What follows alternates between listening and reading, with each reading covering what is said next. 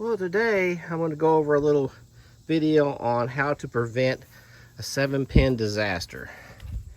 We all know our 7-pin setups here. Got the 7 pins, and what happens is this jiggles loose from the back of your truck or car, and it drags. And we've all seen the pictures where this thing grinds down to pretty much nothing, and it all has to be rewired and everything else. So I'm going to show you what I do to prevent this from happening.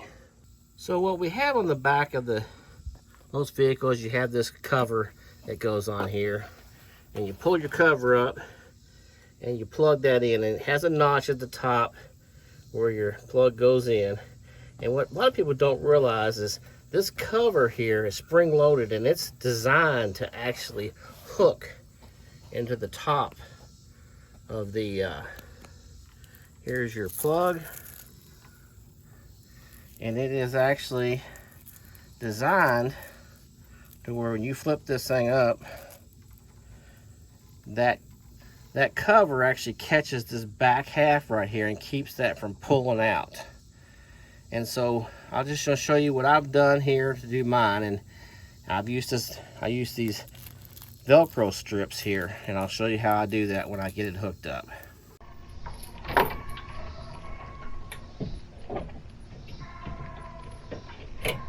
Now, putting this in here, you usually have to give it a good push to really get it in there. This piece right here, as I push this all the way in, it actually latches down over top of this pin right here. And if you grab a hold of this now, you can't pull this out, and it's not going to come out. Now, if you don't get this plugged in all the way, I'll show you what happens here.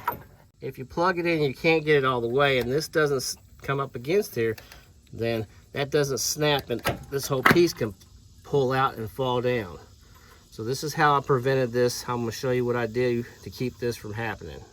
Now, the first thing, of course, you definitely want to make sure it's all the way in and this is pushed down. Then I have this Velcro strip. And what I do is I put this over top of here.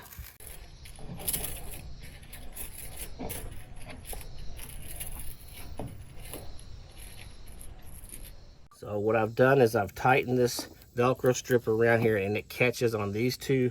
You want it behind this part right here.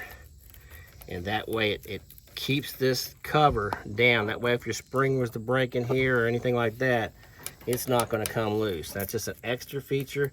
Now, when I was traveling a lot, when I went out west, what I used is a zip tie. And I actually put a zip tie around here and held that zip tie, and then at the end of my travels, I'd cut the zip ties to come loose. But this one here is something that I can reuse over and over again. But you have to make sure you have something holding this, because otherwise you're trusting that this thing's not going to flip up. You get a bump or something, this is going to keep this from coming loose.